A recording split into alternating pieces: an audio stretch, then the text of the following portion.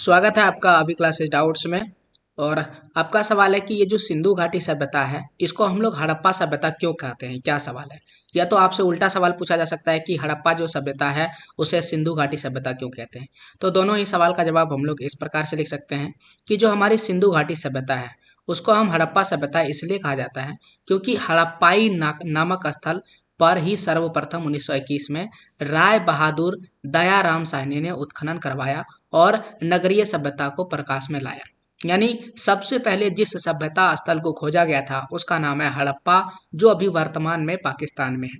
तो जब सबसे पहले हड़प्पा को खोजा गया था तो जो इतिहासकार है उनको लगा कि ये सबसे पुराना जगह है, तो उन्होंने बोला कि ये हड़प्पा सभ्यता है।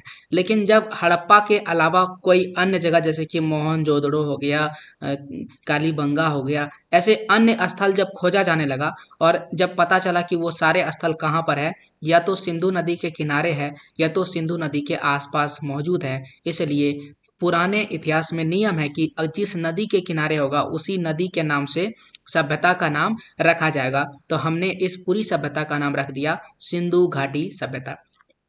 चूंकि सबसे पहला जो स्थान है वो हड़प्पा खोजा गया है, इसलिए हम इसे हड़प्पा सभ्यता भी कहते हैं। अतः सिंधु घाटी सभ्यता की सर्वप्रथम खोज जो है हड़प्पा नामक स्थल से हुआ, इसलिए सिंधु घाटी सभ्यता को हम हड़प्पा सभ्यता भी कहते हैं।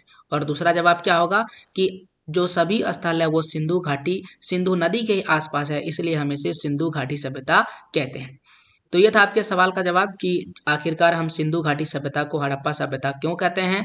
ऐसे और अगर आपके मन में सवाल है और उन सवालों का जवाब चाहते हैं तो वीडियो को लाइक कीजिए, चैनल को सब्सक्राइब करके बेल आइकन दबाइए। और पूरा वीडियो देखने के लिए आप सबको बहुत बहुत धन्यवाद।